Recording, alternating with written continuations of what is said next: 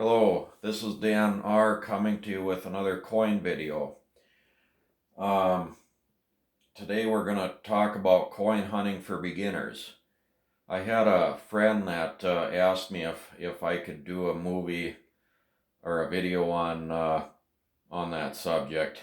Um, Anyways, he's thinking about starting coin hunting and himself and want to know if I could do this video. So I'm hoping that I know a lot of you already know this stuff, but maybe you might be able to pick up a tip or two. But maybe there will be some people who are thinking about the hobby that might watch this video and it can benefit them.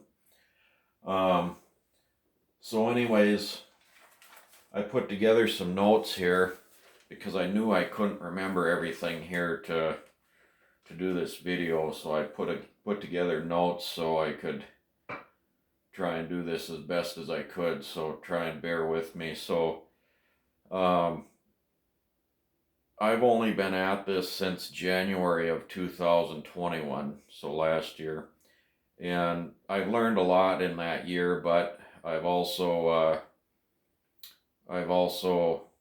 know I have more to learn too. But anyways, I'll just start here. So I'll start in the beginning here with question is, where do you get coin where do you get coin from? Well, I would say either you might have friends or relatives or something around with coin jars that maybe you can ask if you can go through and just look for valuable ones and replace them maybe with ones that are just worth face value. The best way to do it is go to banks and credit unions.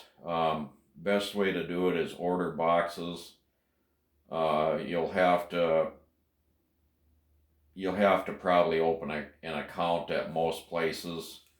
What I've found is it's best to deal with banks or credit unions that have multiple branches. I would say also, do not open accounts unless they can help you out. Ask before opening, and the reason I say that is what I've noticed. I've opened accounts at several different banks and credit unions, and every time you open another account at a different bank, it hurts your credit score. And I hurt my credit score quite a bit by doing that, but I think it will come back with time. So you want to make it worth your while and have a place that's willing to help you before you open an account. Also, it costs them money to order in the boxes. Some want to pass on that cost. Some just won't order for you. You don't want to start getting boxes if you're going to have to pay to get them in. It takes the fun out of it when you start having to pay for it.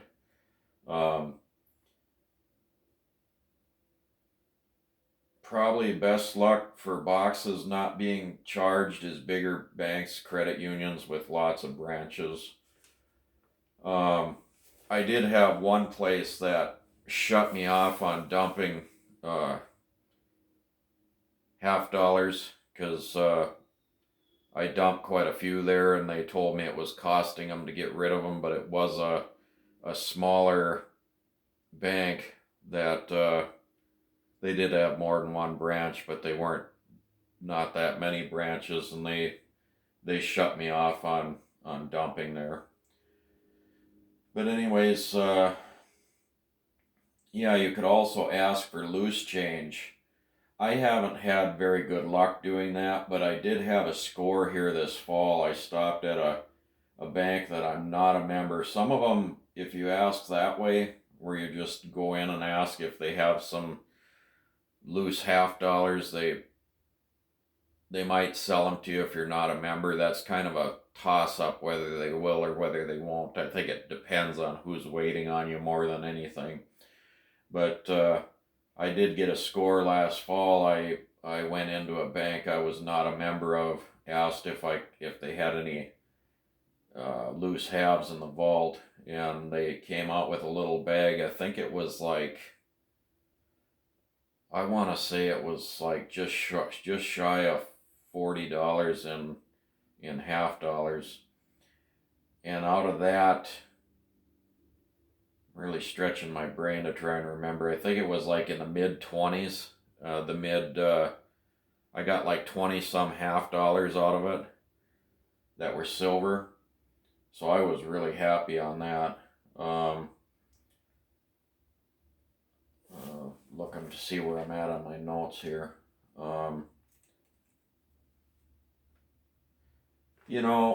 Be friendly with the tellers, and kind of, if you're comfortable with one or two or whoever you're dealing with, kind of talk to them a little bit about what you're doing, and some of them take an interest and they're happy to help you, and once in a while, once in a great while, buy the bank some box of cookies or chocolates or something for their break room. They'll appreciate that, and they're going the extra mile for you, and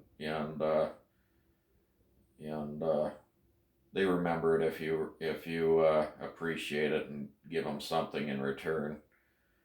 Um, if you're rejected by a bank to buy coin from, uh, try back in 2 or 3 months.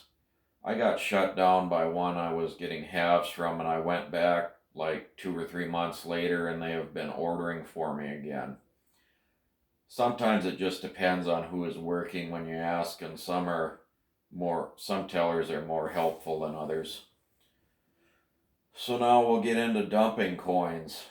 My best advice is do not dump where you get your coins from. They will get sick of you fast. It also costs them money to send the coins in with the armored truck. A dump bank, I feel, is more important than a bank or credit union that you get your coin from. If you can't get rid of them, there's no point in getting them, because you're not going to just accumulate coins that you can't get rid of. So it's very important to have a place to dump that's, or two or three, and it's nice to kind of alternate. Also, treat your dump bank tellers very well too. You could do the same thing for them once in a while. Get them a treat or something for their break room. Try to spread your dumps out. Usually, I only dump 1,500 per place per week, but I have went as high as 3,000 at a time with the places that you feel are lenient. Places with self-serve coin machines are probably best. Don't dump more than one time a week per location, and that's what I do. Figure out what banks roll their own coin, and they will probably be happy to get quarters and smaller change. Halves are not, there's not much demand for halves. It's pretty much obsolete currency. The biggest call for halves is probably coin hunters. So when you say, if you're getting your coin from a bank that rolls their own, the W's and the quarters the West Points are probably going to be just as plentiful as the boxes, more than likely, unless you have somebody wrapping them that knows to look for them. Most people don't know they exist. But anyways, you're also going to want to be looking for silvers. If they're rolling their own, they probably have a greater chance of being picked out than bankrolled or out of bankrolled coin versus boxes. Banks will usually charge non-members to dump. I don't dump anywhere that charges fees. I just dump at places I'm a member of, and I don't pay any extra.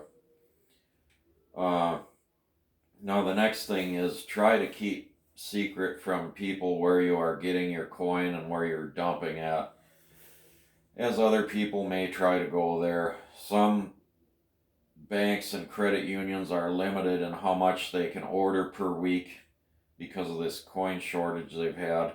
So it's important to keep secret and only let people know who you trust about it. It's kind of like how my dad is with his secret fishing spots. um, so let's get into what you're looking for. Uh, what you're looking for in the different coins. So the half dollars will start is you're looking for the silvers. Um, Walking Liberties. They're from 1947 through, I'm not sure what the first year was on those. Then the Benjis, I think they're 1948 through 63. The Kennedys, the silver years, your 1964s are 90% silver. And then the 1965 through 70s is 40%. 1965 through 1970. 70 was the last year of silver in those, except for later on they did start making some silver proofs. The bicentennials, once in a while you'll find a 40% bicentennial silver. I have found 3 of those this past year. So anyways, some of the half dollars the silvers will usually stick out when you open the roll.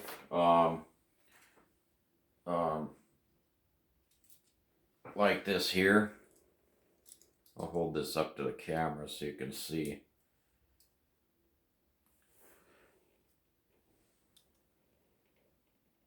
I can't see it very good.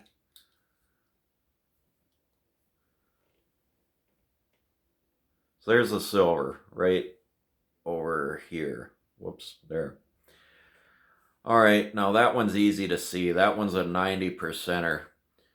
But sometimes you'll have ones like the 40%ers most of the time that are, some of the time you'll have where you have one that blends in that almost looks like the others. And you can either find it 3 different ways. You can either check the dates on the coins, or you can do a sound check. If you don't want to go through all the coins, you can do a sound check that's like this. Listen for the difference in noise.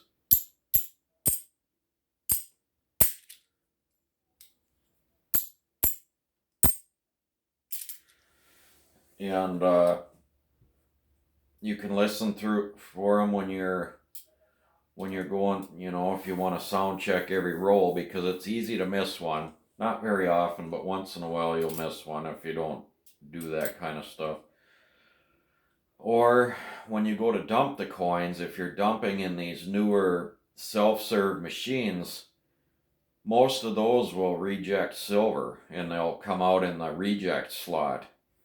I have had that happen if I haven't done the sound check. So anyways, yeah, you want to check your halves out if you can. Anyways, I also look for 1987 NIFCs. A lot of people keep those. So I look for proofs. They're shiny and have an S mint mark. And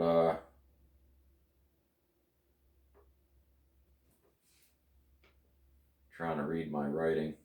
Sticker coins. I keep the sticker coins too. I've kept a lot of ones that are different war battles and generals and stuff like that. Um, Anyways, I also lately I've been pulling out the NIFCs, the regular ones, and they started in either, I don't know if 2002 or 2003 was the first year of those. I think 2003 I think might be, but they ran through at least 2020, and the 2021s I'm not sure if they're considered an NIFC because so many of them were made. But NIFC, for those of you who don't know, means not intended for circulation. I think that's what it means. Um, so I also look for the 1972 and 1982 no FG error. And for those of you who don't know about that, what that is on the reverse, the back of the coin. There will be an F and a G initials for the between the eagle's leg and its tail feathers, and that'll be on the right side between the tail feathers and the leg. And I found like two of the 1982s, two or three of them I think, of 1982s that were missing that. I haven't been able to find a 1972, but I guess, those exist. Those ones, if you can find one, they're fairly valuable, I think, the 1972s. Some people look for the double die obverse. I saved my 1974 Ds and my 1977 Ds for one roll to inspect. But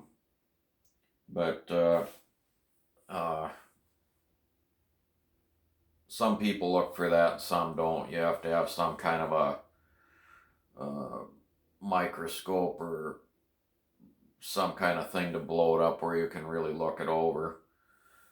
So on the quarters, I look for W mint marks on the 2019 and 20 quarters. The best thing for beginners would be to learn the 10 designs that those quarters consist of on the back and learn those designs, and it's easier once you know those than looking at the dates. I also look for silver quarters. I wouldn't be into hunting quarters unless the W's. I wouldn't be into hunting quarters if the W's didn't exist. That's the reason I look through quarters, is to find W's, because silver quarters are so seldom found. I find one once in a great while, but not too often. I also look for proof quarters, very shiny with a S mint mark. I also look at the obverse face side. Obverse means face side, if you're not familiar with that, of the New Hampshire state quarter, and look for the no mint mark error. I have found one of those before that was missing its mint mark, and I've also found some in that New Hampshire one that have weak, where it shows up weak. It's not very strong what's there. Now dimes, I only look for silver and proofs. I just edge hunt them. They're just too small to do much with. Usually I get an average of 2 silvers per box. I've gotten as high as 6 twice. Sometimes I get skunked, sometimes I've gotten as high as 6. But usually I'll get about 2. So on nickels, I look for 1950. Is it a D? I think it's a D mint mark. I look for those. I look for proofs. I look for buffalo nickels. Now that's the old ones, not the new ones. I'm looking for stuff back in the, I'm not even sure what all years they ran. I know it was in the 20s and 30s. I'm not sure before or after that what they had. Um, anyways, I also look for silver war nickels. I believe they're 35% silver. Those are between 1942 and 1945. Not all of the 42s are silver.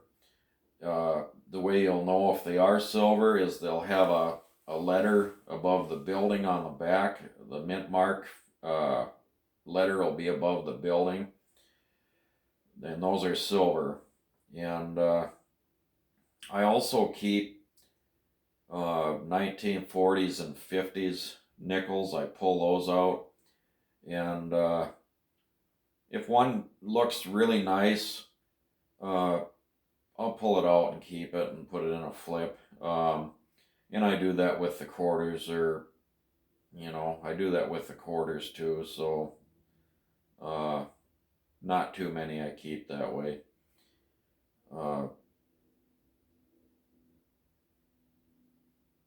So pennies, I mostly look for wheat pennies, and I think those are 1958 and older. I think 59 was the first year of the Lincoln Memorial on the back. I look for Indian head pennies. I think they're 1909 and older. I think they are. I haven't found any though. And I also keep, like old pennies that look like new, like ones from back, I don't know, from maybe the 70s and older, 1970s and older. I keep anything that's like new shape, real shiny and like new. I will pull those out. Anyway, yeah, I hope I've kind of went over everything. I've tried to put together as good of a video as I can on this subject. But if you have any questions, any more questions about how I do things, put something in the comments. Ask me a question and I'll respond to you as soon as I can. And if you enjoyed this video, please like, share, subscribe, and comment. As always, I appreciate all the comments, and I'll get back to you as soon as I can. And I hope you guys all have a great rest of your evening. Thanks for watching.